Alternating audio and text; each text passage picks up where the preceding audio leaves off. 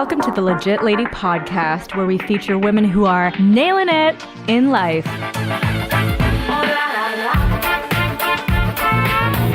Hello. Welcome to the Legit Lady Podcast. This is your host, Julie Federman. And welcome to the podcast where we're creating a platform for impressive women to inspire the world.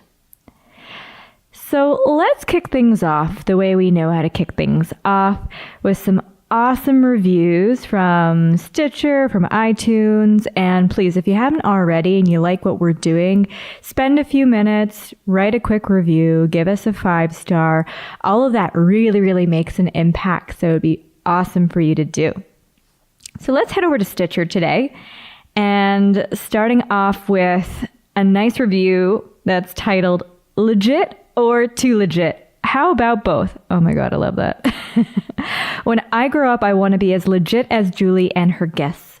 If you like thought-provoking and inspirational content with an awesome host, this is your place. A must-add to your stations. Marlon1 says, loved it. I thought this was very insightful, fun, free-flowing podcast, and Julie is a natural host. Looking forward to more. And let's wrap things up with great podcast. I'm glad there's a podcast out there that showcases the stories of amazing women.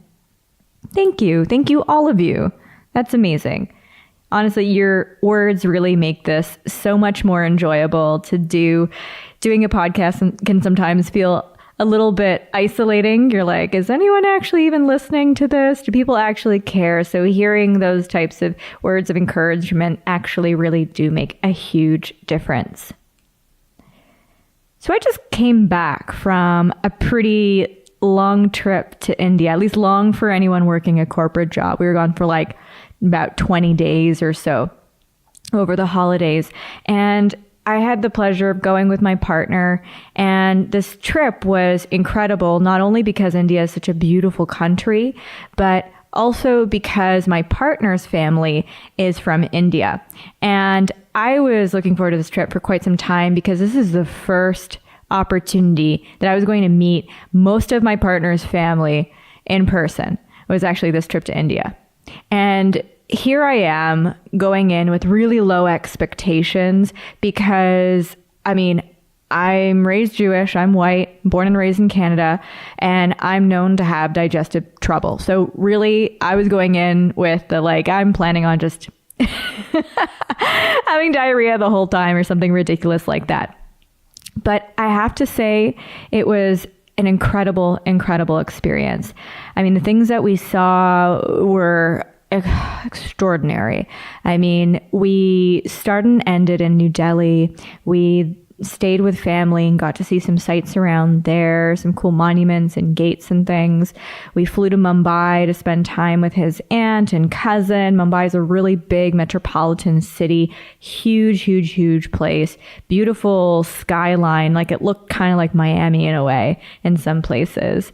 And then from there, we said goodbye to family, and we actually had a hired driver because, trust me, you don't want to drive in India unless you are local and know what the hell you're doing, because that is nuts. So we spent many hours in the car. We were driving around with a driver all through Rajasthan. And there were several occasions when our driver just suddenly swerves on the highway, and he's swerving because there are cows. Thousands of cows everywhere. And so cows don't have rules.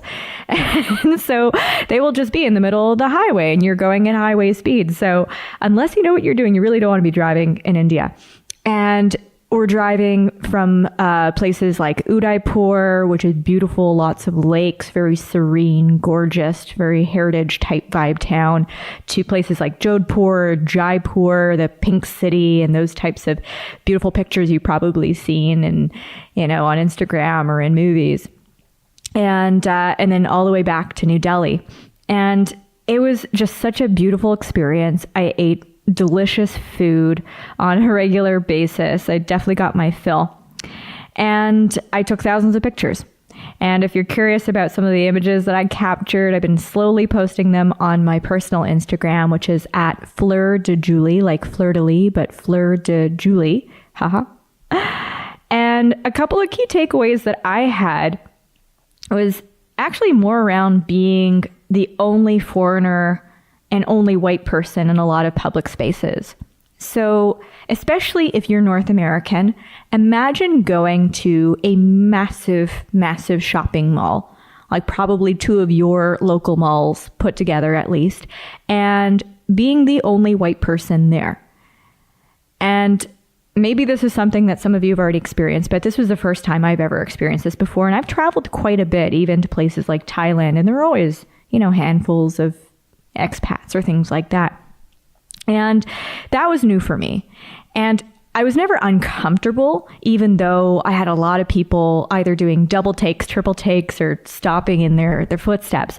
But what's very interesting was the amount of people who would stop me, not only in shopping malls, but, even other tourist, quote unquote, tourist places, and asking to take pictures with me. So they're like, oh my God, can I take a selfie with you? And it sometimes went a step further where people would actually want to touch my hand and, like they would rub my skin. And there was actually a couple instances where people would hold their children out towards me, like Lion King style. And quite frankly, I'm not 100% sure why. And I was talking to my partner about this because he's spent a lot of time in India, and he was telling me, hey, some of these people have grown up in the villages and they've actually never seen a white person in person before. And they've only seen them on TV. So this is really a novelty and they want to, capture it and show their friends. I'm like, where do they post these pictures? Like, here's me and my new friend, right? Like, do they just share this on Facebook and say, like, look at me, I know a white person? I don't know.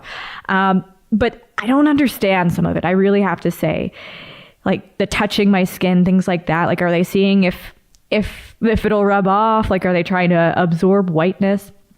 Very interesting. So if you are Indian, if you grew up in India, spent time there, and you have any more insight to share with me, I really welcome it.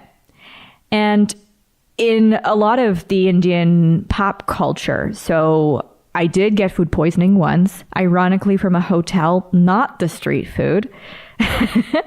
Spend a lot of time watching Indian TV. And I love looking at local music videos wherever I go. So people who know me know this about me. So as an example, when I was in other places in Southeast Asia or Japan, etc., I'd love watching music videos or commercials or just local TV.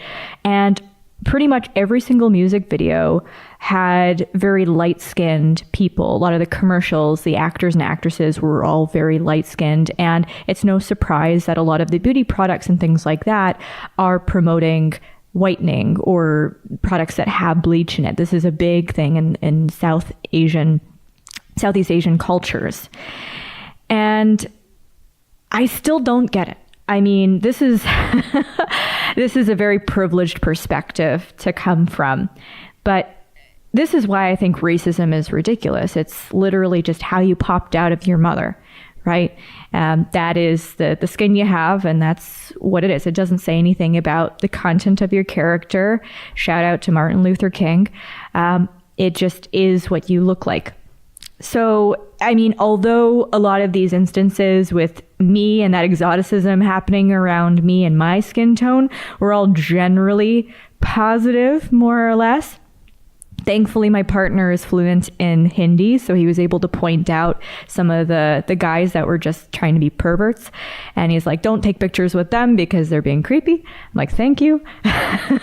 But on the flip side, unless you're a local in India, if you try to go to any attraction or museum, or even if you're trying to buy stuff in the street markets, you are automatically paying 3 to 5x the price. So I knew this going into it. I was well educated going in, but at first it was like, okay, I get it. I understand the game. I understand what they're doing. But I actually found myself feeling feelings of frustration by the end. We're going to a bird sanctuary and my price that I have to pay is, significantly more expensive than a local that's trying to go to see the same attraction. So I understand they want to make things affordable. I understand that we're in areas where there's plenty of poverty and they want to make this accessible for locals. But it got to a point where I was like, okay, this is getting ridiculous. Every single attraction. So it was a very interesting experience for me. It's again, coming from a very privileged perspective, traveling to a lot of westernized countries or places that don't have that type of structure is different. But it was all in all an incredible experience, a beautiful trip. India is a gorgeous country, and I highly recommend each of you have an opportunity to check it out at some point in your life. It is a huge country, so definitely don't think that you're going to go and do India in 2 or 3 weeks. You could spend a couple of months there at least and not see everything that it has to offer. And many regions of the country have very different experiences, different cultures, different food. It's like Europe. It's like going to Europe and expecting that every single place in Europe is gonna be different. So, India was awesome. That was the take-home message. This week's guest, I am so excited she said yes to coming on board to the podcast. I actually went to high school with our guest. And although we weren't particularly close in high school, quite frankly, she intimidated me a bit because she is gorgeous. She's very outspoken and very talented. I'm stoked to have had her on. She's an actress, quite a successful one at that, and a producer at the mini films. You might have seen her on Murdoch Mysteries, maybe some episodes of Suits. She's actually currently in a recurring role on BET's In Contempt, and one heck of an amazing, talented human. Please give it up for Mouna Traoré.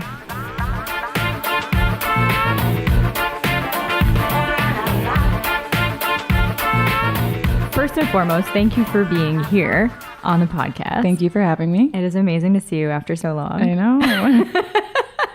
I know, after such a great conversation with Solana, and I was like, you know what?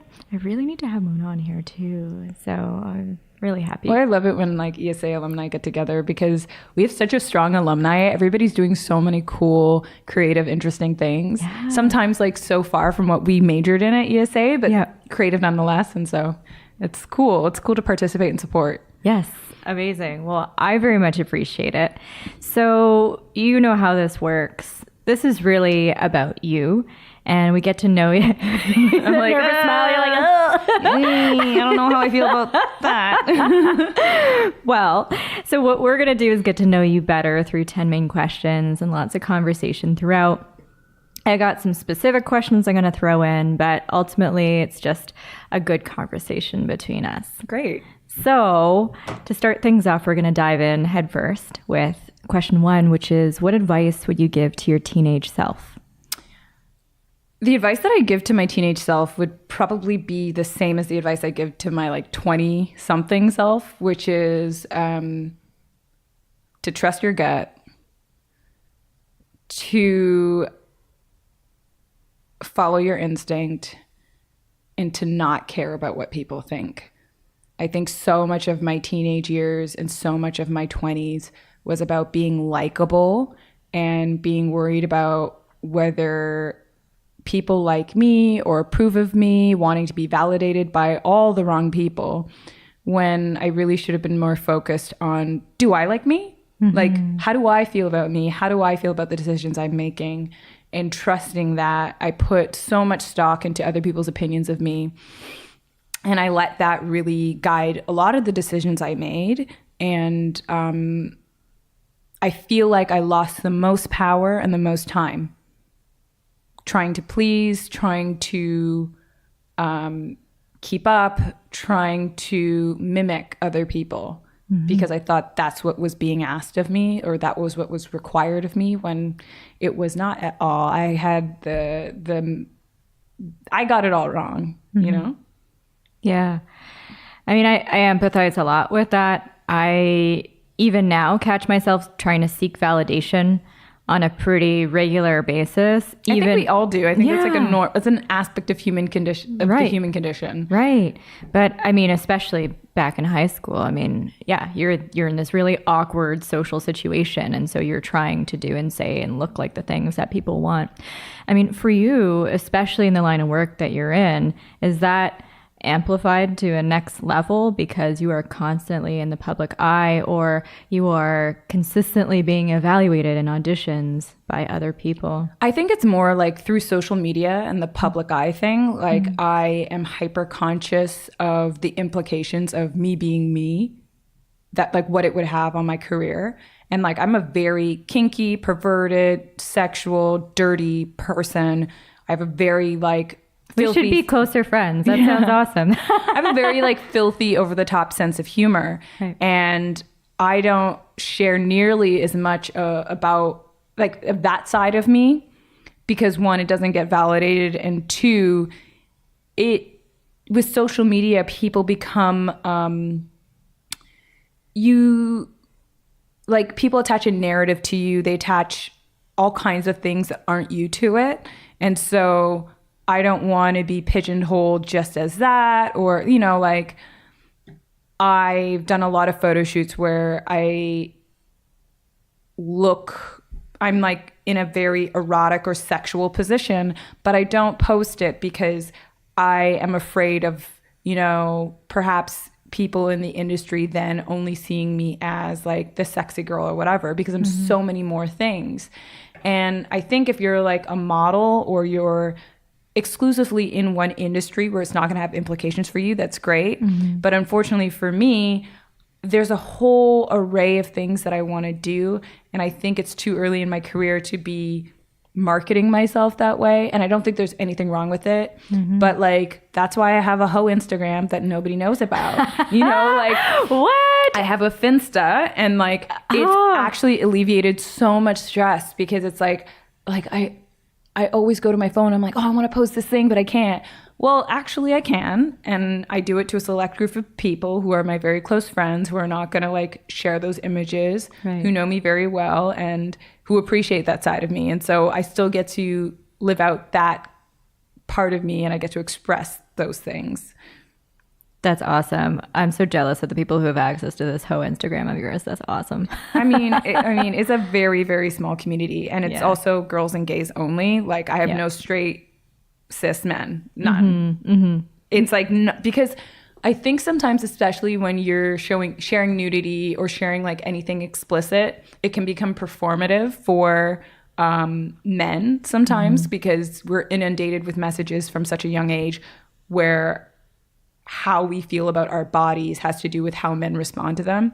And I'm so not about that. I don't care what men think about my body, whatever. And I don't want that to influence how I share.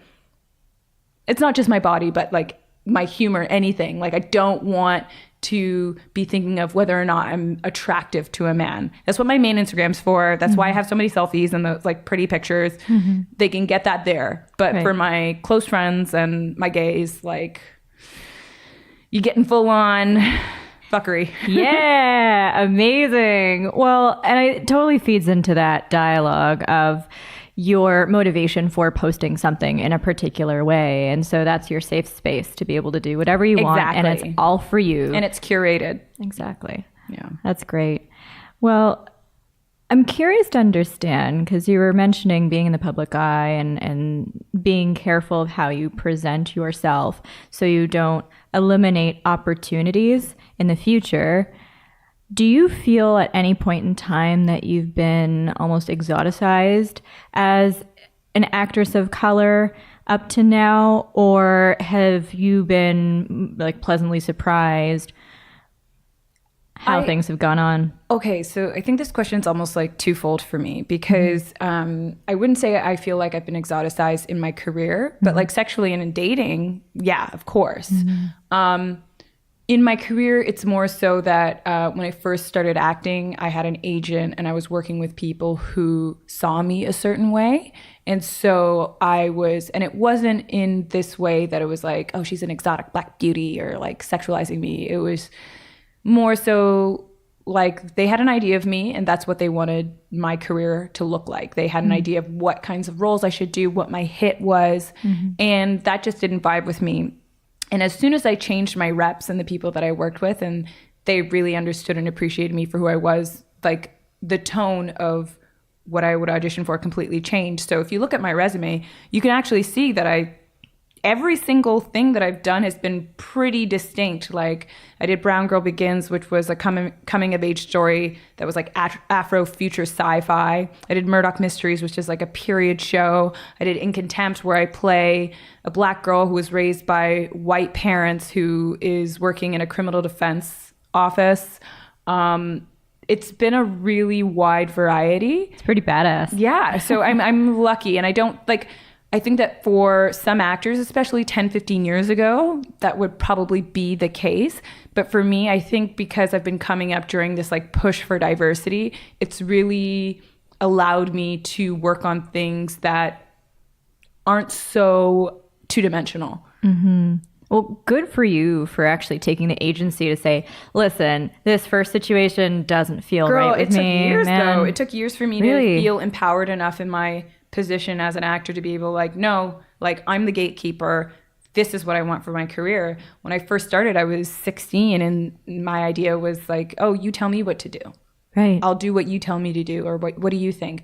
Because I didn't have parents who were helping me navigate my career. I didn't have a mentor to sort of help or support me in that. So my voice was not present in a lot of the decisions that were going on. Whereas I think I was like 21 when I switched agents. And that was the point where I felt like, oh, this is me. I don't care what anybody thinks. Like, I'm going to wear my hair like this. I'm going to look like this. I'm going to play these kinds of parts. And I can tell you that once I started going on auditions and I stopped wearing makeup, I started booking jobs way more. It's insane. Wow.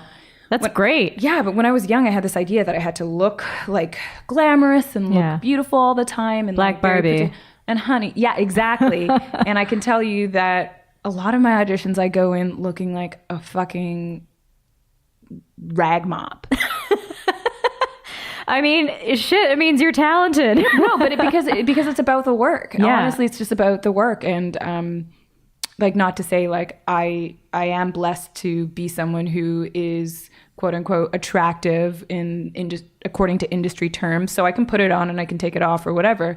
But I am not limited by it, where I think that there are some actresses who their main thing is that they're pretty. Yeah. And there are tons of careers that are built on that, but that's not what I want for myself, and I'm not interested in that.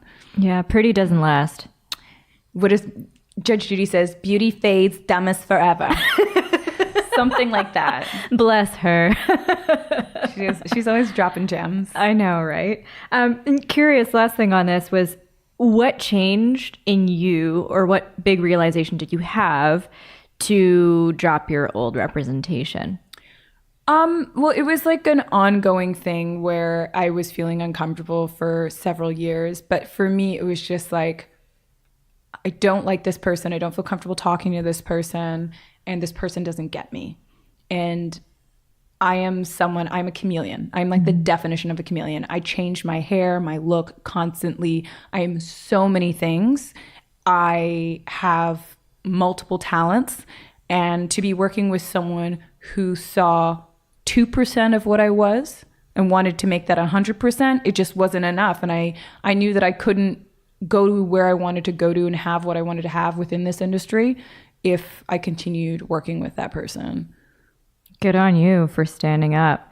I mean, better quote unquote late than never, but I still see a really long, amazing career in your future. Oh, thanks. So, yeah. I feel like I'm still at the beginning. It's crazy. Like this year, I feel like I'm 18 again. Maybe it has to do with the fact that I'm living with my parents, but no, I feel like I'm just starting. I don't know.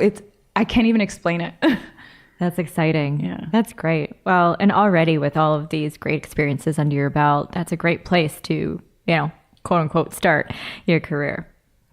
Great. Well, let's move on to question 2, which is, what's your proudest accomplishment?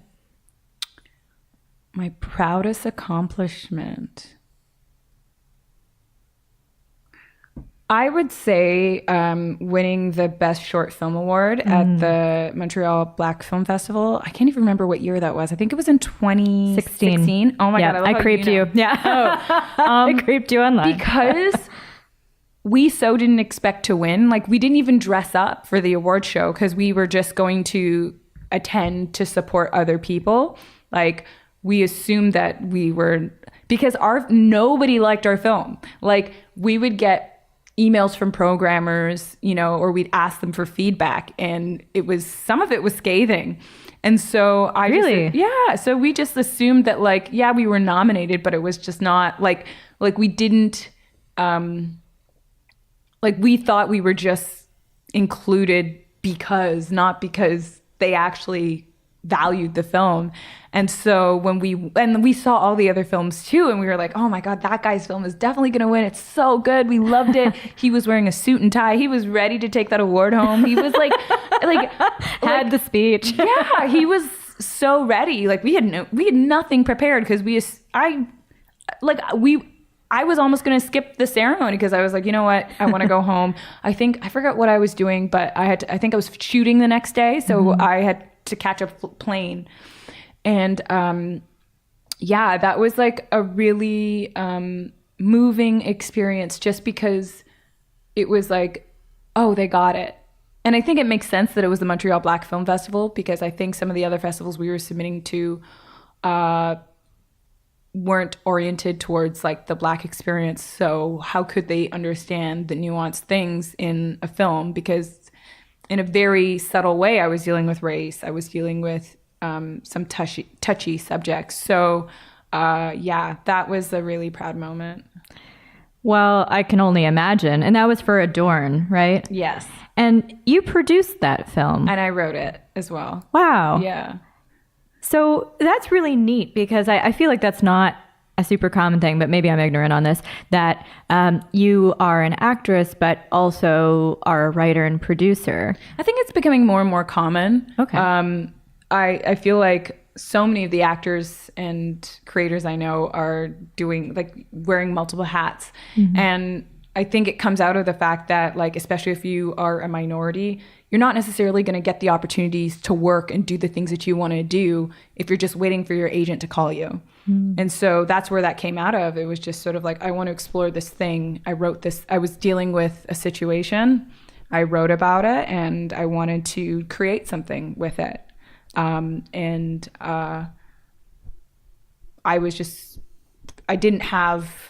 My career wasn't flourishing at the time. So I had the time, I had the space to do it. That is so meaningful that you saw a gap and you decided to fulfill it. Like, hey, I would like to really represent the Black experience in an authentic way. So that's a niche I'm going to fill. Is that what got you into producing in the first place? Yeah, 100%. It was just sort of like looking around and being like, I see so many talented women and people of color who aren't working, who aren't getting validated by this industry. Why not create a platform so that I, myself, and others can create and do the work that we want to do and that we're capable of, and at least find some sort of outlet? Because it's unfortunate. There are a lot of people who are in this industry who don't get a chance because of how they look, or you might not be tall enough or whatever. It is a game of optics as well. Mm-hmm. So that's why we started the company, and that's why I've started creating. That's so cool. Yeah, I empathize. I mean, I grew up dancing, and I still remember being like a fairly young child going to the National Ballet, and it was like their sort of open audition day. And I'm this short, kind of chubby kid in this big ballet studio with tons of like leggy, skinny children. And I just felt so out of place. It was just not. Yeah, and it's not even that you don't have the passion or determination. It's just like technique, you don't fit the type. That's it. Yeah. That's literally sometimes what it comes down to. Yeah. I mean, and that happens to me for roles all the time. It's just like, my skin's too dark. Mm-hmm. I have had people tell me that, and I've heard about conversations that were happening about me behind my back during production about that. And it's not something I can help, but like things like that happen. Yeah, you're like, great, I'm just gonna peel this off and like put on a lighter shade. Like you can't do that. That's ridiculous. I've had friends who were recast because they're like, you know what, you're 20 pounds too heavy. It was like, oh, this role initially was going to be one way, and now we're taking another direction, and you just don't fit the type now. Wow. Yeah. Do you see that as a standard that's going to eventually change? It already is, I think. It's slowly but surely, and obviously, like, it's such a small percentage, but I think that percentage is going to grow because I think people respond to it. I was like online shopping on the ASOS website, and all of the models are normal girls. Like, for one swimsuit, you might see a girl who is a size 10 or a size 2 or whatever, but it's like not just skinny girl, skinny girl, skinny girl, skinny girl. You see a variety of bodies, and it's not labeled like, oh, this is curve or whatever. There is a petite section, but I think petite may be children or like... No, petite is like me. Oh, okay. Like short people. Yeah, like it's not like, but like it's not, it doesn't necessarily mean like skinny or whatever. No. And I was so legs. into it.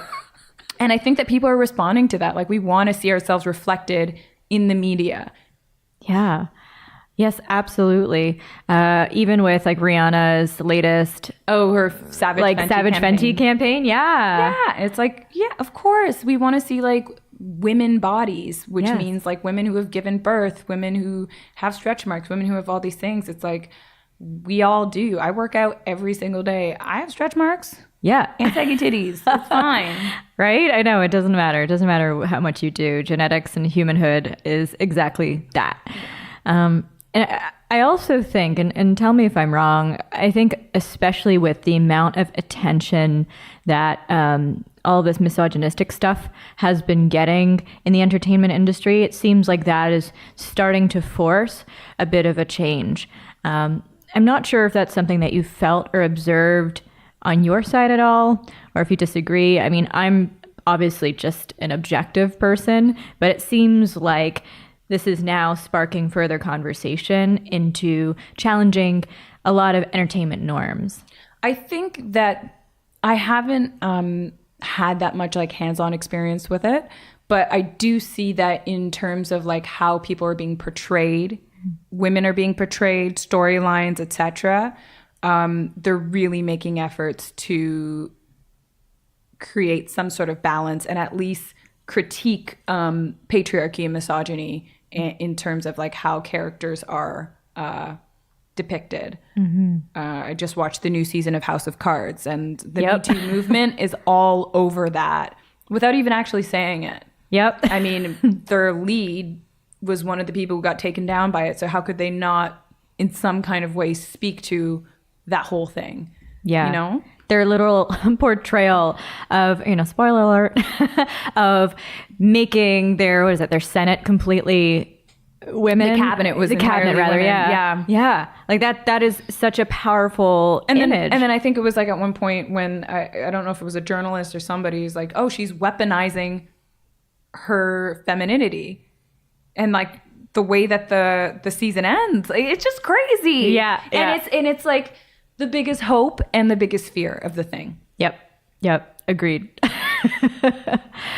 So good transition to question 3, which is, speaking of taking over the world, how do you balance work and life? I don't.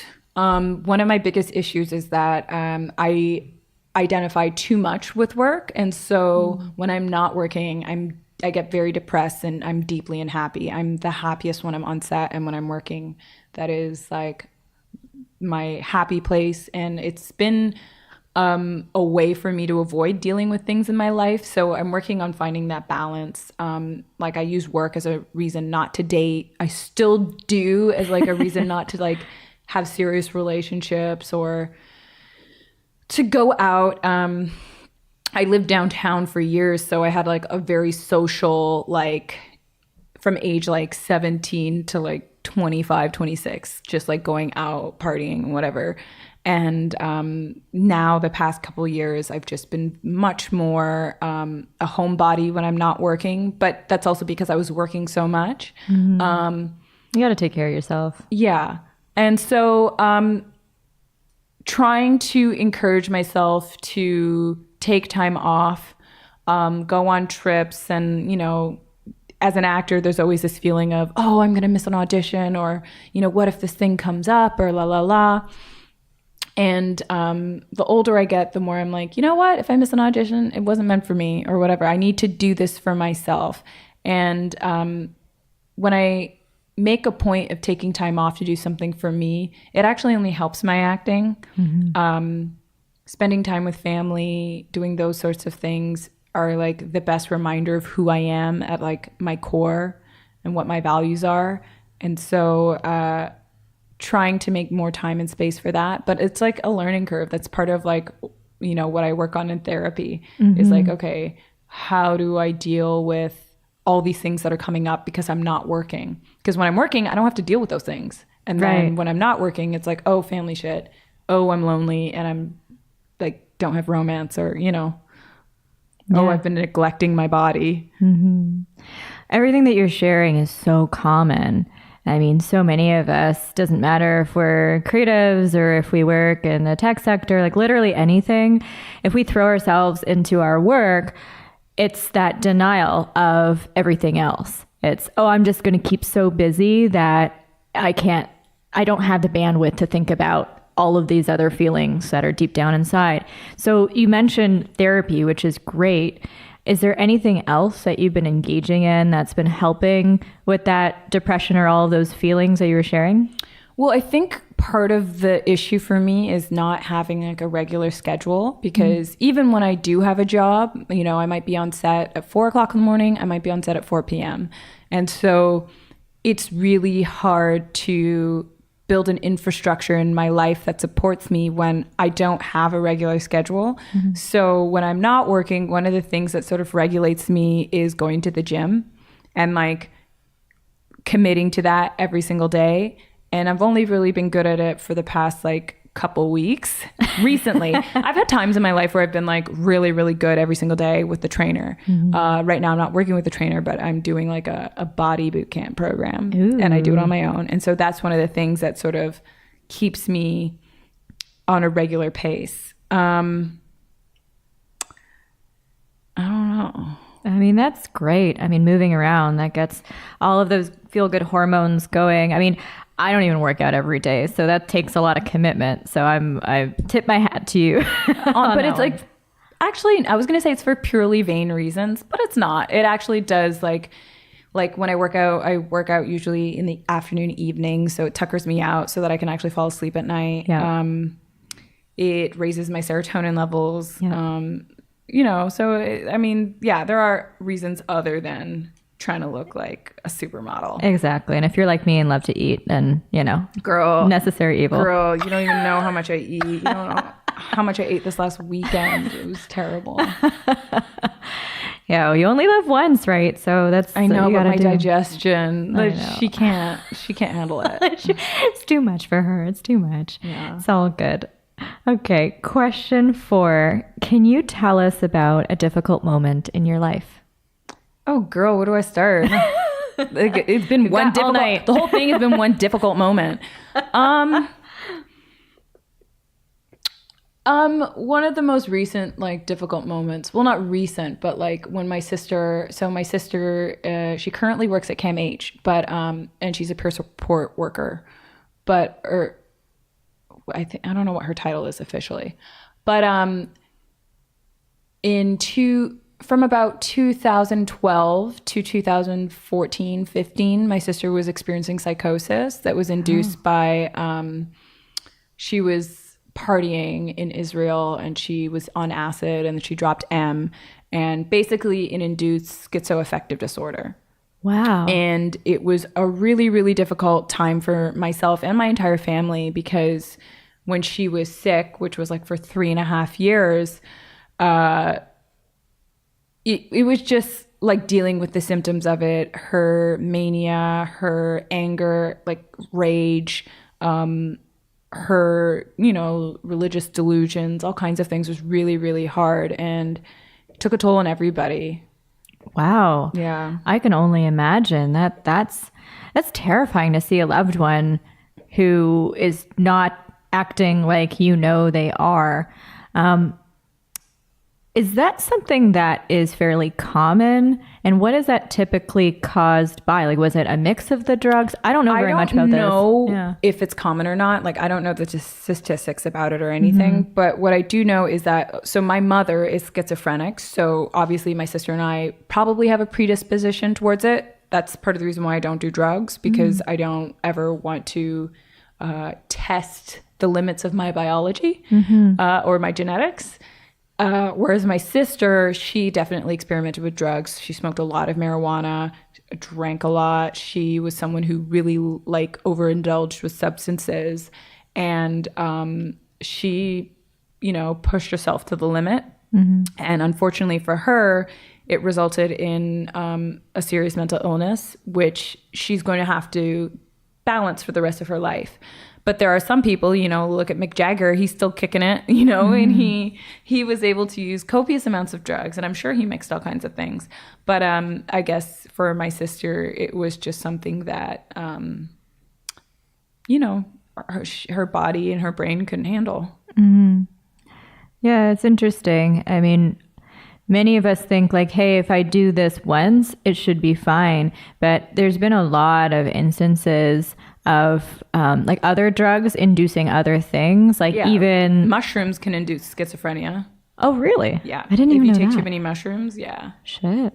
I mean, even marijuana can induce things like dissociation episodes and psychosis. Yeah.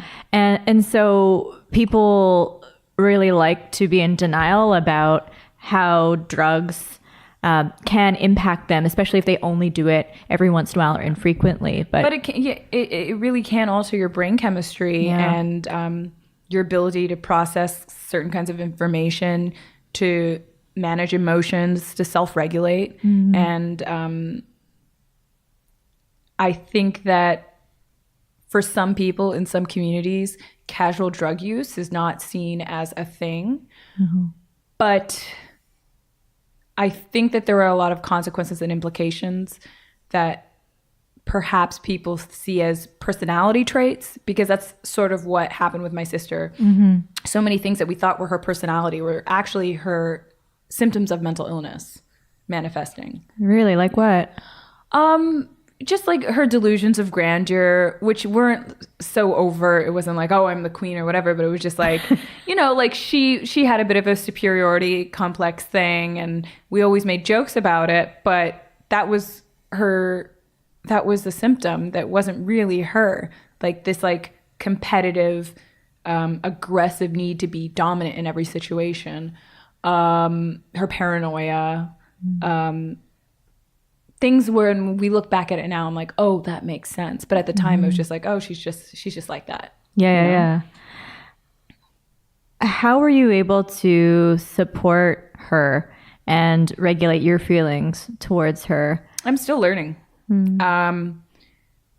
I think that our family is a family that we eat dinner together every single night. So we talk about it a lot, and we are very like, you know, when my sister came back and sought care and got help, you know, everybody sort of rallied together to go to appointments to make sure that she was like getting what she needed from the system so that she could be healthy, but also like just socializing with her and in a way where like nobody treated her as different, nobody coddled her or anything. It was just sort of like, okay, like take care of your shit, like you're back, you know. And it's funny because I don't know if it was a week or two ago, my sister, my family was invited to participate in a group at CAMH of parents who were seeking help for their own children who were dealing with mental health issues. And for my family, since we're so far from it now, like my sister's like totally recovered. Like if you met her, you probably would never know. Right. She's a completely healthy person. But part of it came from like all of us just treating her, and this is what we told these families, like tough love and treating her like anybody else, but also like knowing that nothing's changed too, you know, like not treating her like she was different. That's a really important reminder for a lot of people who are dealing with some degree of mental illness. Like there's a place and time to be compassionate and loving, but there's also an opportunity where things kind of have to go on as normal, and they have to have some degree of responsibilities and expectations that they have to fulfill. Like obviously realistic ones that make sense, that they can be set up for some degree of success, but like not walking on eggshells entirely. Yeah. I think it was just that like our expectations for her were still like to be a healthy, well-adjusted, normal person who contributed to society and to our family. Whereas I think that one of the big problems in our society is that we just like medicate people, put them on welfare, and like shut them away. Yep. Which is what happened to my mother. So really? My mother is not someone who I would say is like integrated in society in the way that like, say we are. Like she is medicated and very little is expected of her. She gets her money from the government and, you know, she does what she does with her time. Whereas with my sister, my parents were like, no, you're not going into housing. You're not going on welfare. You're not going on this. Like you're living at home. And she ended up going back to school. So my sister went to McGill, graduated from University of Toronto, and then went to George Brown, completed her certificate, did a bunch of co-ops and jobs and volunteered. And now she has a full-time job at CAMH. And so it's like it wasn't like we were gonna be like, oh, like you don't have to do the same thing as everybody else. And I'm not saying that that's for every case. My sister actually is very unique in her recovery because most people who went through what she went through don't recover as well, unfortunately. It seems like she was really, really lucky to have such an incredible family to think of this in a really well-adjusted way and realistic way and have that consistency. Well, and it wasn't, I'm not going to act like it was like all the time we were like very rational or whatever. It was just sort of like how, I don't know. It's just how we responded to it. Yeah.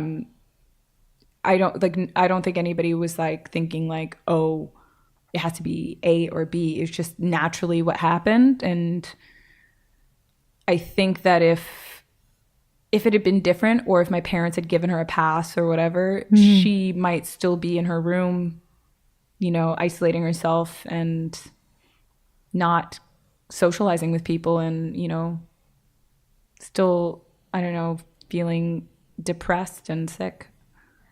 Man, good on you. And good on your parents, especially you said coming from your mom who was going through all this stuff or still is going through being medicated. I should say though, like when I say my parents, I'm talking about my dad and my stepmom. Oh, got it. My parents were actually never married, so got it. Oh, okay, got it. So your biological mom is one you're referring to. Yes, so she's the one who's sick. Got it. Okay, fair enough. Or living with schizophrenia. Right. Well, yeah, I mean, you guys certainly stepped up to the plate. So give yourself a little bit of credit. Yeah, no, I am. But my sister also gets a tremendous amount of credit because she was able to put up with our tough love. Absolutely. And, you know, come out from under it. But it takes a very strong spirit. Obviously, like my family's like a family of very obnoxious, opinionated, confrontational people. So, yeah. That's awesome. I love it. I feel like your family dinners would actually be really fun. They are. They're very fun. I'm missing family dinner tonight. Oh, no, I'm sorry. No. All right. Well, let's move on to question 5, which is who or what inspires you the most? The most? Yeah, you got to pick favorites here.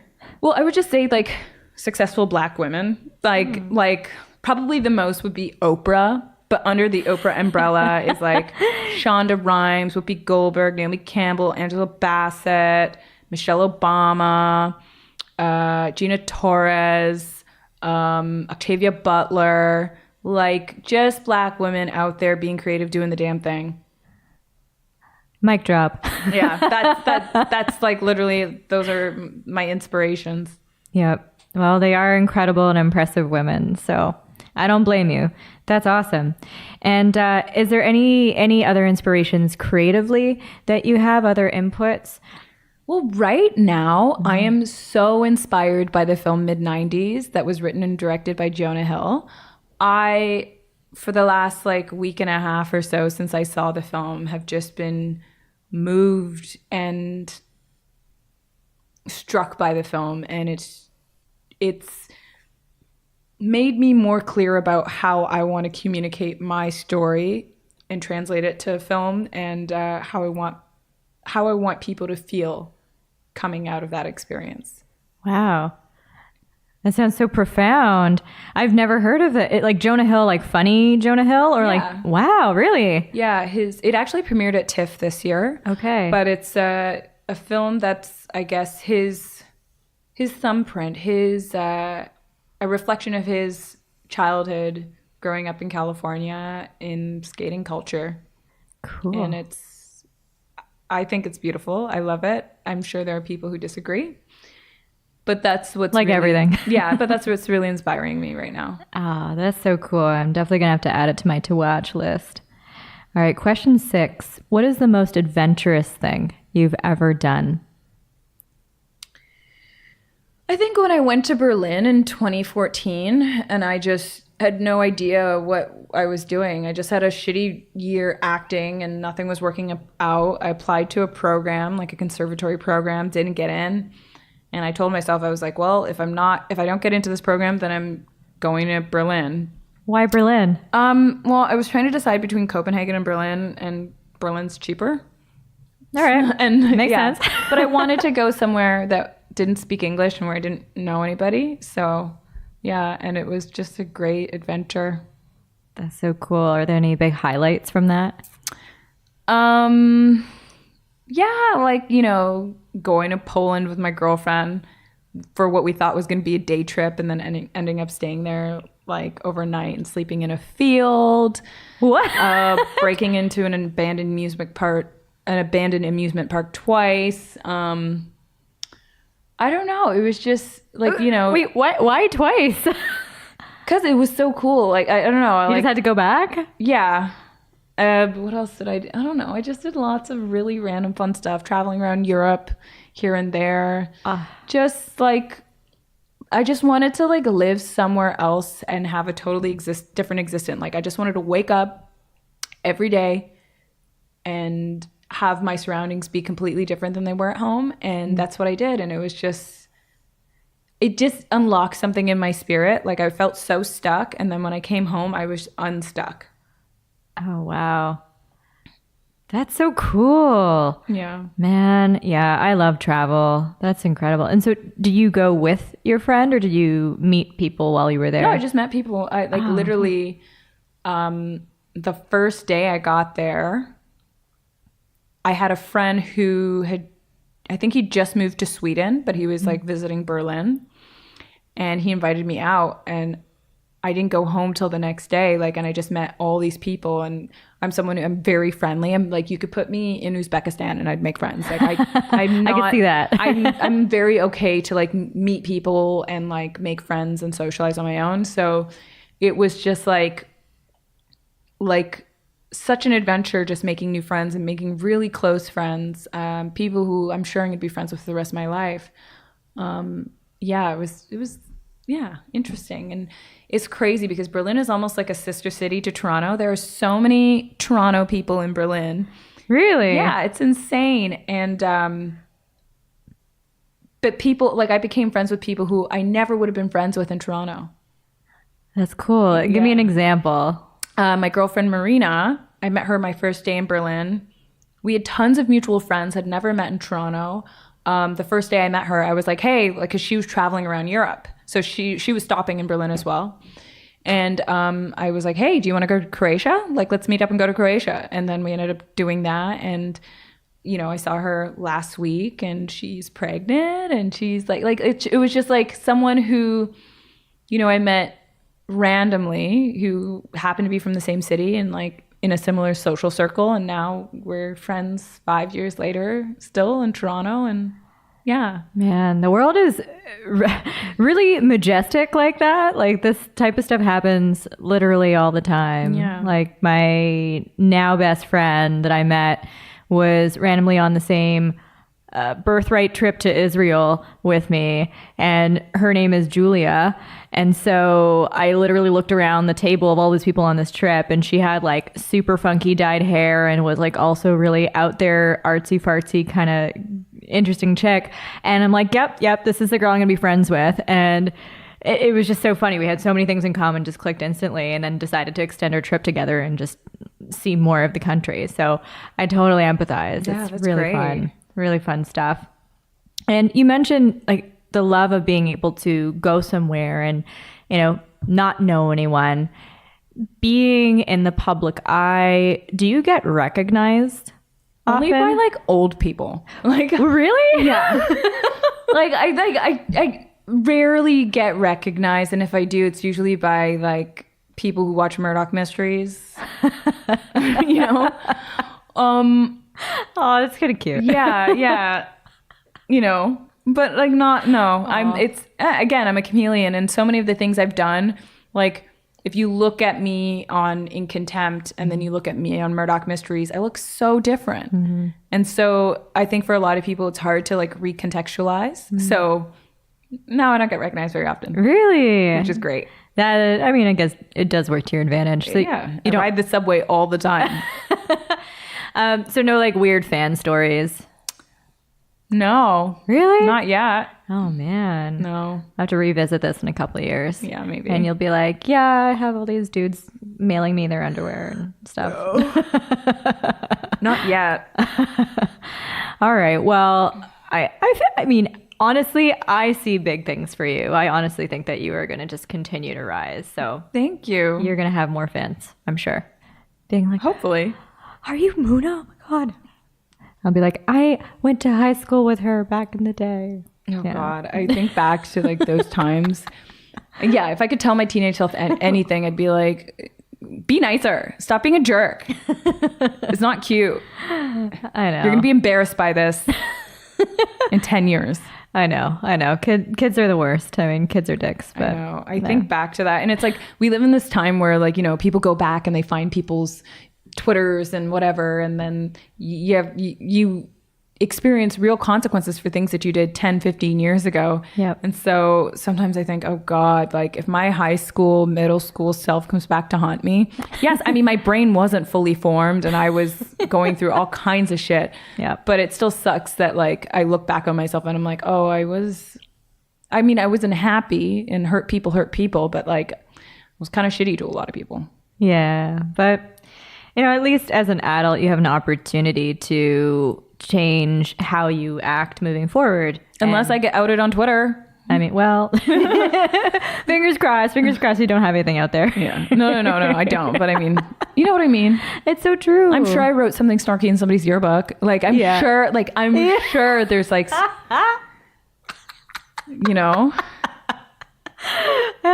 now I'm scared. I'm gonna have to go back and look at my yearbooks and see what happened. But no, I mean, like that's high school, man. High school is such a brutal place sometimes. Even now, even with social media, I can't imagine what it's like for kids nowadays. No, yikes. I know. I watched 13 Reasons Why, and I was like, wow. Oh, I'm not watching that. That looks stressful. It is very stressful. I'm so over shows that stress me out. No, it's like even This Is Us. I don't know if I can keep watching it. Every show. It's like fucking crying. Emotional torture. I know. Literally at work, everyone just keeps talking about every time they watch an episode of This Is Us and how much they cried the next day. I dare you not to cry. I know. Dare you. I know. I don't blame you. I'm with you. All right. Question 7. What do you attribute your success to? My parents, like their financial support throughout the years has meant that I've been able to have the career that I have. Because if I was going through university and all those years of like kind of working as an actor without having their support to help me pay rent and whatever, like, no, I wouldn't be here. And it sucks, but it takes a certain amount of privilege to be an artist. And I was able to make it to auditions on time with enough sleep because I had the privilege of having parents who were helping me out. I wasn't working at a restaurant till 3:00 in the morning the night before.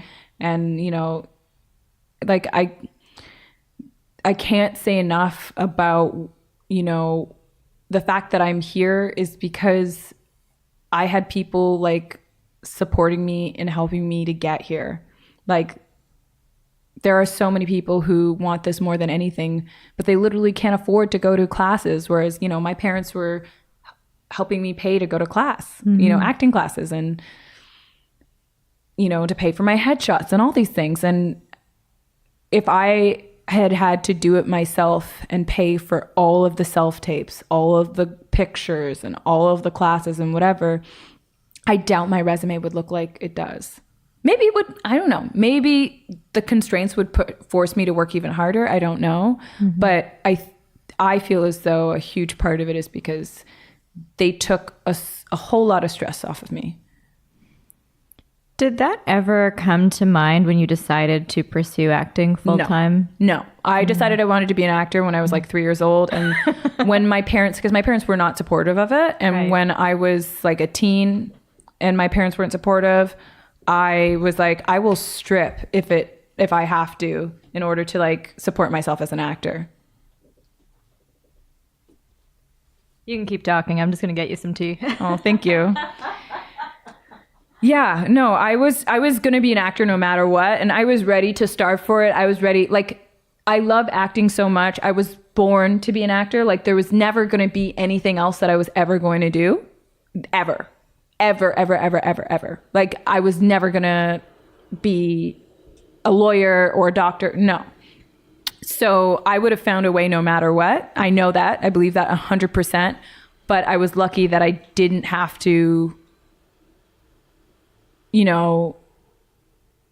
I was lucky that I didn't have to strain that hard, because I know for some people, especially, say you have a kid or whatever, it's like, are you going to choose between feeding your kid or doing this thing that now suddenly feels gratuitous? Yeah. And indulgent. Yeah. And I feel like there's flavors of that, not necessarily with pursuing, say, acting, but even people who are delusional about, hey, I'm going to become, say, an Instagram star, or I'm going to do this and all my dreams are going to come true, as opposed to pursuing like a more conventional career. I think a lot of it has to do with intention, though. It's like, are you becoming an Instagram star because you just want to be famous, or is there like something attached to it that has some meaning? For me, I would be fine being an actor if nobody knew me and I was doing like backwards theater. Mm-hmm. If that like if that's what my heart wanted and what like I don't know how to explain this. Like, my reason for being an actor is completely authentic. It's because I can't not do it. It's the thing that makes me the happiest. It's the only thing I've ever wanted to do. I act constantly when I'm at home, when I'm just always doing the thing. And I'm not like, yes, I would love to have lots of money and be famous and all these things. But even if that never happens, I'm still going to act. Mm-hmm. Even if I had to pay to act, I would still act. I would pay to do this job because I love it so much. Damn. That's passion. Yeah. You're hired. But like, I don't know how to explain it. Like, you watch videos of me from the time I'm like 4 years old, and that's all I'm doing. It's like very distinct from all the rest of my siblings. It's like, whenever the camera's on me, I'm just performing, like it was just always something that was in me. You must have been a really cute kid. I had some phases. But it turned out all right. I cooked well. I was marinating. Right. Thanks. We got like tea delivery happening here. It's good. Know, it's good marvelous. Stuff. Yes. Okay. So question 8 is, what item or items could you never live without? Definitely couldn't live without my glasses or contacts, because I'm very blind. And that's something that I'm terrified of. Like, ever being stuck somewhere without my glasses or without contacts, because if I can't see, like, I will hurt myself or someone else, and that terrifies me. Have you always had bad vision? For most of my life, yeah. I think I got glasses when I was like 8 years old. Okay. So, And I'm at the point now, I think I might need bifocals because I started realizing that I can't read as well. So I don't know. Oh, no. Like, just not great vision. But I'm okay with that. I have lots of other good things. So yeah, I can't live without my glasses. And my Course in Miracles. I follow Course in Miracles, which is like a spiritual text. And I've been following it for over 10 years now. And I don't think I could live without it.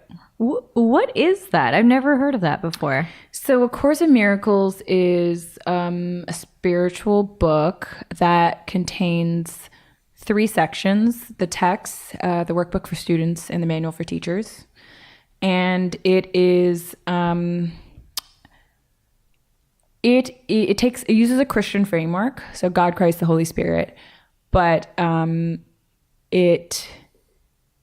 I don't know how to explain it. I'm not going to do it justice. It's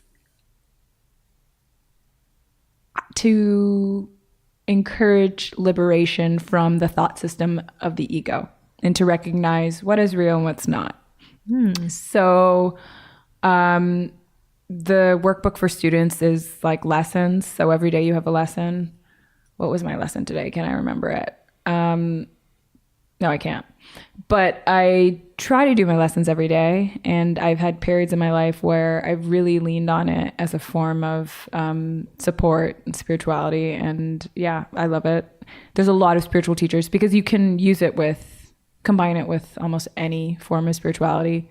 So there are a lot of spiritual teachers who use it in conjunction with other things. So I don't know if you ever heard of like Marianne Williamson, her book, A Return to Love. That's based on the foundational teachings of A Course in Miracles. There's tons of people who are, Oprah, Jan Levin Zant, many people who are fans of A Course in Miracles and follow it. Yeah. Wow. And so it's literally a text that takes you through a bunch of lessons and teachings and things. So the first part is the text. Okay. So the text is almost like a Bible. Sure. But about like the complete thought system. Right. And the second part is a workbook. So it's just like a lesson every day. Just ask you to spend 15 minutes every day meditating on this thing. And how many, is it like a year's worth? Yes. Okay. And then the last part is the manual for teachers. So it's for people who want to go forth in the world and teach A Course in Miracles lessons and teachings and to further understand them. Wow. Yeah. Is there a lesson that you can remember that you can share with us?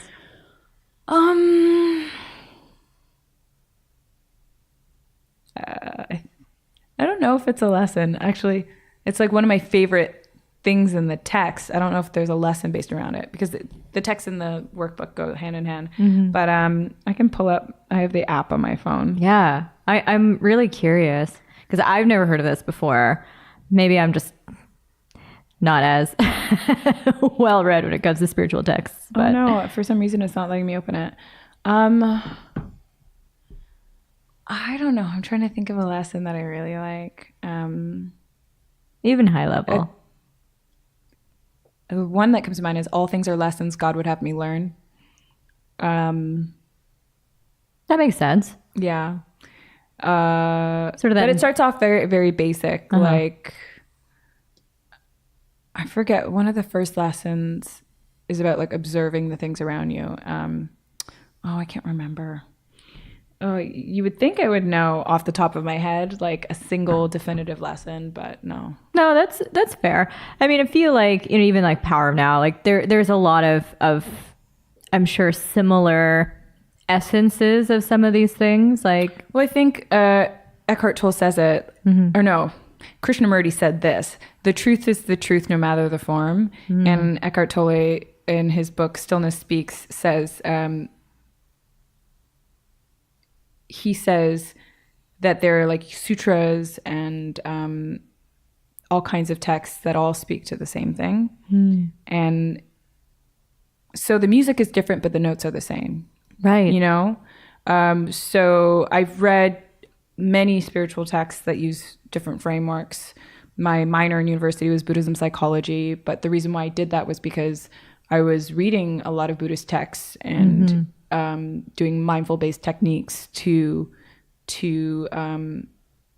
help deal with issues I was having. And that program is like the study of Buddhism, Buddhist techniques, mindfulness and contemplative practices on the mind. And so for some of our courses, we were required to read sutras and then write about them and how it made us feel or how it changed our perspective on something. And I think that, like, you know, Buddhism, Christianity, Islam, A Course in Miracles, all these things, if you're open and willing, can also, they can all inform each other. And so I'm someone who identifies as spiritual and not religious. And, you know, what resonates with me as true, I gravitate to and I am open to, and then I leave the rest. That's a really great way to be. You know, I think that traditional religion came at a time when we needed systems to make sense of our world. And it was our way of creating community and traditions and things like that to bond socially and create structure and rules. And so I think what can happen is we get lost in some of these rules. Well, I think people just take it literally. They do. Yeah. Yeah, exactly. And instead of just capturing the essence and that spirituality of it to then, as you said, like inform your life and, you know, not literally living their life by it. Yeah. I don't want to speak on that publicly, but yeah, I have a lot. We can take it offline. Yeah. But yeah, I feel like we can get into like a big long podcast just about that alone.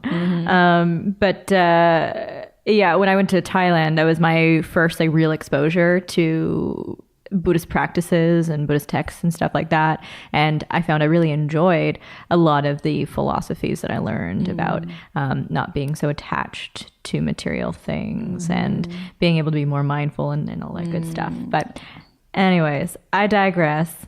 So question 9 is there anything you'd like to promote? I don't really have anything to promote. Girl, you're on TV. Oh, I guess. You're a producer. Tell us something. Okay. Well, there's a film that I starred in last summer called Acquainted, directed by Toronto director Natty Zavitz. And it's premiering at the Whistler Film Festival December 1st. And it starred Giacomo Giannotti and Liza d'Oliveira and Jonathan Keltz and Adelaide Kane and myself and Rachel Scartston. And I'm in a show called In Contempt, which is on BET. And if you go on the website or you download the BET Play app, you can watch it. And I play Vanessa Hastings on that show. I've also starred in Murdoch Mysteries, which is on the CBC, and you can find it also on Netflix, I think. And I was in season 9, 10, and a little bit of 11. I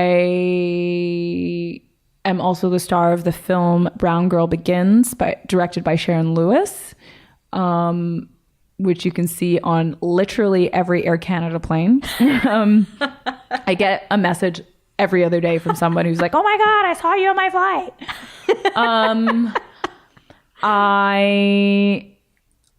What else? Are you working on anything? I'm writing. Wise? Okay. So I'm working on a television show that I've been working on for a couple years that I can't really speak much about. And I'm working on a feature film as well that I'm writing. And then I write random things here and there. I write for other people, just a lot, and I write for myself. Nothing is even close to being able to speak about in a concrete way, but yeah. That's so great. And is there anywhere where people can find you online? I prefer people to find me on Instagram and Twitter. So @_Mouna Traoré. So @MoUNA on both of those platforms. But that's really it. Sounds good. Yeah. That's great. I was curious, of all the things that you've done up to now, what has been your absolute favorite project that you've worked on? Oh, that's so hard. like my favorite project that I've worked on might be In Contempt. I had a lot of fun shooting that show. You look like such a badass in it. Yeah. Little lawyer girl. Or Assassin's Creed. I was a character. I played actually several characters in the Assassin's Creed Origins video game. So Origins, it takes place in Egypt and parts of Africa. And so it was like a really black ass cast, and it was just the most fun. Ubisoft gave us so much freedom as actors to play and really explore the world. And it literally reminded me of what it was like acting like when I was a child. Just, you just, like, obviously we had all the mocap gear on and everything. So it's a very weird experience because you're literally wearing almost like a space suit. But when we actually got down to it, they were like, okay, well, what do you guys want to do? And so I'd be like, I'm going to jump off here and I'm going to shoot him here and I'm going to like run over here. And like, It was just like playing a fight game with your friend in your backyard. That's so cool. So are they capturing your image and your voice? Or so they capture everything on your face and on your body. So you're covered in dots. So like they would literally put dots all over my face. Right. And then I'd put on the suit and there'd be these little balls and dots all over me. And then you go into the studio and the studio has like 360 cameras. So you're literally being filmed by cameras. You're surrounded by cameras and being filmed, and you have to work within this like contained space. But other than that, they gave us like a lot of free reign. And the acting is obviously like, if you can watch videos of people playing these characters on YouTube and whatever, like when people film themselves playing the game. And the acting is like big and fun and with accents and very grand. And so it was great. It was so much fun. It did not feel like, I remember just being like, oh my God, I'm getting paid to do this. Oh my God. Be like a video game star. That's so cool. And there are video game stars. Wow. I'm not one of them, but I would love to be. It's the coolest job. That's badass. That's so cool. It's very cool. Well, and on the flip side, because a lot of people who are listening, they aren't actors. And when we think of how acting could be, we see a lot of the glitz and glamour. We see the finished product. We see the red carpets. Can you just sum up like what the realities of being an actress is? I think the reality is like insecurity. I think most, if not all of us, are intensely insecure. And everybody's human. I think that so many people put actors and these public people on a pedestal as if they don't deal with the same things that you do, but they do. But unfortunately, it's also like amplified and put under a magnifying glass. And I can't imagine, being some of these A-list stars who, might be grieving for a loved one or whatever, and then some other aspect of their life is sensationalized. I think especially actors are sensitive people. I think that's perhaps why we do what we do, because we are sensitive to the human condition and we have something to say about it, or we want to do something about it. And this is the way that we know how. And so I think that people should know that, actors are not only human, but very sensitive creatures. And that also like, we piss and shit and fart just like everybody else. Really? Most of the time. Most of the time, I walk around looking like shit. When you see those pictures of me on social media, all glammed up or whatever, that takes fucking effort. And that is not me most of the time. If you run into me on the street, the likelihood that I will look like that or I will like live up to some idea that you have of me, it ain't gonna happen, sweetie. And that's also something I've had to learn too, because in times where I've met some well-known actors that I've really admired, or I met my biggest celebrity crush this year. Who's that? Boyd Holbrook. Oh, I love Boyd Holbrook. And amazing. like, he wasn't like a disappointment, but he was just himself. And obviously I have this fantasy that he's never going to live up to because it's completely delusional. But he was so sweet and he was so nice. Aww. But like, I project my fantasy onto that person. And I think that we do that all the time. It's like, as opinionated and as judgmental as I am of someone like Kim Kardashian, I don't know her, and she's also human. And even though she's like such a huge celebrity, like, I have no right to make assumptions about her or her life or her ability as a mother, because I don't know her. And she's going through this the way everybody else is. And it's like, you know, you don't know if somebody's dealing with mental illness or mental health issue. You don't know if someone is, you know, struggling with an eating disorder or something like that. Like, like, everybody is fighting about a battle you have no idea that they're fighting. Every single person. And I would say that, like, you know, say you see someone walking a red carpet and you get pissed off that they don't want to sign something or take a picture with you. You don't know what the fuck happened to them that day. Maybe they just, like, one more they just don't have in them, because it takes so much energy and so much out of yourself to be that person for other people. And sometimes you need to just be there for yourself. Yeah. That is true. And I think that's a really important reminder that these are human beings, and to not always put them on such a pedestal. You know, even the way in which we act in Toronto during TIFF, people literally stake out in front of hotels just to see someone and scream at them. And, I know, and try like, to people touch are like them staking out for George Clooney or whatever. And it's like, the man has 2 babies and a wife. Like, yes, this is part of the job. And yes, like, he's a very gracious public person. But at the end of the day, like, I wish people were that excited about, you know, Ruth Bader Ginsburg, or, like, you know, the politicians and the people who are actively trying to make changes, because those are the people who really need that support and that energy. Yeah. Like, George Clooney's going back to his, like, $10 million home and in, you know, living his life. Yep. Our girl, RBG, still has more ribs. She's good, man. I know. Knock on Touch wood. I know.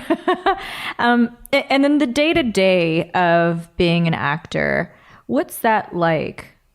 Like, at a high level? At a high level, girl, I'm not there, so I can't tell you. No. I mean, like, you know, like, give us an overview of, you know, what is it like to actually do that job? So for me, when I'm working on a job, and say I'm working on a job that's like crazy hours, like 6 days a week, 13 to 16 hours a day. Wow. For me, a lot of it is just trying to make it through. So, like, waking up in the morning, praying, meditating, going to work, going in my trailer, establishing an energy in my trailer. So possibly praying, meditating there, or just getting connected. Because it's a very social environment too, because there's hundreds of people working on set. So I got to, like, calibrate myself and my brain to be around and with and supportive of all these other team members. Because I want to contribute. I want to take anything away from all the work that everybody else is doing. And then, you know, going to set, doing my scenes when I'm not on camera, going back to my chair, working on lines, or, like, reading a book or twiddling on my phone, or going back to my trailer and having a nap if I can manage it. And then, you know, when I go home, usually it's just like eat some food, learn my lines for the next day, and pass out. I mean, seems like a lot of work. It is. Memorizing lines, oh my God, you have no idea the kind of brain power it takes. For some people. For me, it takes a lot. I smoked a lot of weed in high school, so I'm working with the deficit. Yeah, we did an interview with a singer recently, and I had the same kind of feedback. I'm like, man, I can't even do karaoke, like, with the words up on the screen in front of me. So I can't imagine having to remember whole scenes, whole shows. But it's like a muscle. It's like, I've been doing it for so long. Like, when I start to do it, it's like my brain's like, okay, I got this. Yeah. But, like, honestly, part of it for me is, like, the discipline of, like, sitting down and making myself learn lines, because I hate doing it, and I know I can do it very quickly. So it's just, like, pushing myself to, like, no, do it again, do it again, get it perfect. It's not good enough. Is it just repetition for you? Is that the secret No, sauce? I have so many tricks. Really? So the one thing I did do in university was cognitive science. And so I learned a few things about how, like, cognition works that have helped me get better at memorizing lines. So I do all kinds of things to trick myself. Like, sometimes I'll make places in the room, lines or associations. So when I look at this thing, I know I have to say that line or whatever. Or I memorize my lines backwards because then I don't get stuck on them when I go forwards. Like just weird things to change the neural pathways. How do you, so like literally saying the sentence backwards or no, like the order just like of the lines? The order of the lines backwards. Oh. And then doing them forward. Like I do, or like physical activity really helps. So learning my lines while being physically active. So learning them on a treadmill, or when I'm like working on them, whenever I say my line, I do something like a physical motion or I dance because I get it into my body. And so I remember it better than if I'm just sitting passively. Yeah. Weird things, but yeah. That's so interesting. And like when I walk around Toronto, I'm sure people think I'm nuts because I talk to myself all the time, but it's usually because I'm just like running lines constantly. That is my life. Well, nowadays, especially with like the cordless headphones and stuff. I pretend that I'm listening to, I'm talking to somebody on my headphones when I'm really memorizing lines. If I have my headphones. Yeah, no, it's true. Not so crazy. That's so cool. I've definitely learned something new. So to round things off with question 10, what is a lesson you learned the hard way that you'd like to share with our listeners?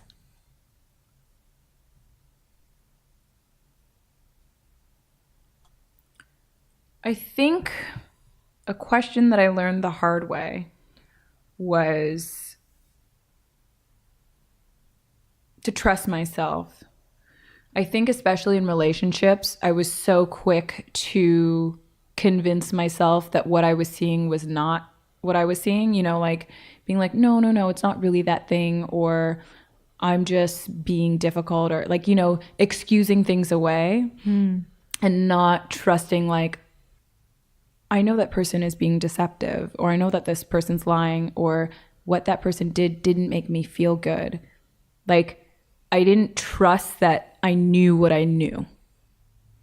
Do you think that goes back to you seeking validation and hoping for validation, or is it more of a? I think it's like not.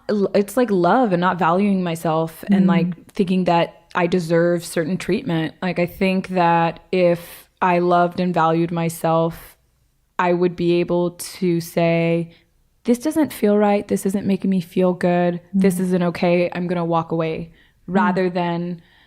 That didn't make me feel good, but I did this and I did that, and maybe he's going through this and maybe he's going through that, so I'll just stay a bit longer to see if I can change him or whatever.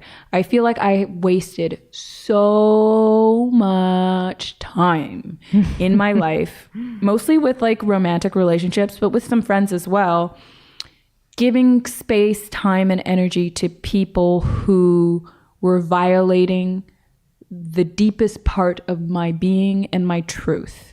And it doesn't have to be in like an aggressive, violent way or anything. It's just that I knew on a very primal level that that person wasn't for me, or that experience wasn't for me, or this was taking my power away. And I actively gave my power away or put myself in a place to have my power taken away because I didn't trust my instincts and I didn't believe in myself enough to walk away or to be okay with like letting that thing go and waiting for something better. Wow, I'm moved. And that's incredibly, incredibly important.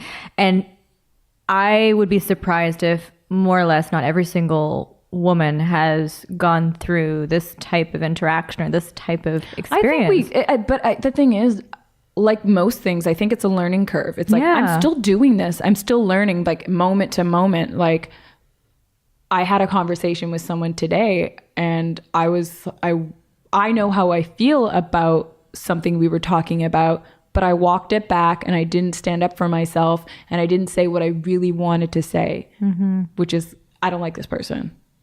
I don't want them in my life. I let someone else convince me to keep this person in my life when I know deep down, I don't like that person. I don't fuck with them. Yeah. Yeah. It depends on the context. So I think if it's a one-to-one thing and it's not like, say, a professional context or something like that, where, you know, for, you know, the sake of your career or whatever, you need to just put it aside and deal with it. If it is a professional, I think it's all the same personally. Really? I think that like the integrity with which I treat one relationship, I should treat all relationships. And it's incumbent upon me to be the gatekeeper in my life. And that comes with professional and personal. And it's like, I have to be willing to take that risk of being difficult, of being unlikable, of losing something if I want to get something better. That's it. I believe that 100%. But I didn't follow that today. And I'm like, fudge, what am I going to do? Are you going to go back and I don't know. I have to sleep on it and figure it out. I have to have a conversation with God about that because it's an uphill battle, this thing. Yeah. I don't blame you. Yeah, I struggle with this in my own life. I think in a lot of areas, I've been able to now assert myself pretty wholeheartedly. Like, hey, this is a person I have no interest in having a friendship with because they've mistreated me in the past, or I see the way they treat other people, and I don't like to roll with that energy. Like, I don't believe in their morals and values and things like that. So I'm gonna disassociate myself from that. But there have been plenty of experiences, what I was sort of alluding to in a professional context, where I see people doing things that are of low integrity, and I still have to, for the sake of my job, continue to keep the peace. And so the way in which I have to be is just kind of disassociate myself from that person in certain ways, but still be able to cooperate and work closely. So I understand. I understand what you mean. Yeah. I think I'm getting to a stage in my life though where like my threshold for other people's bullshit or my threshold for situations that I don't like is very low. Yeah. And you give less fucks. It depends on like the situation, but there are certain things where I'm just like, I don't like that person. I'm not working with them. I'm not doing it. I'd rather be poor and not work. Yeah. And that's tough, especially, you're looking at your career, you're looking at your bank account. But again, I do have the privilege to be able to make those decisions. Right. Don't have kids, don't have an apartment because I'm living with my parents. Yeah. And they feed me for free. So, so obviously like all that comes into account as well. Yeah. That's interesting. Well, I think that's a good place to leave off. It gives me a lot to chew on personally, and I'm sure our listeners too. But listen, Mouna, it's been an absolute pleasure to have you here. Thank you. I think we've gone deep, and I appreciate that. So, yeah, of course. Yeah, thank you so much. Thanks for listening, everyone. Find us on Facebook at Legit Lady Podcast. That's LEGITLADY Podcast. And on Instagram at Legit Lady Podcast. On Twitter at Legit Lady Pod. That's Legit Lady POD. And please rate and comment on iTunes and anywhere else you get your podcasts. If you love what you hear, share it broadly and proudly. Thanks, everyone.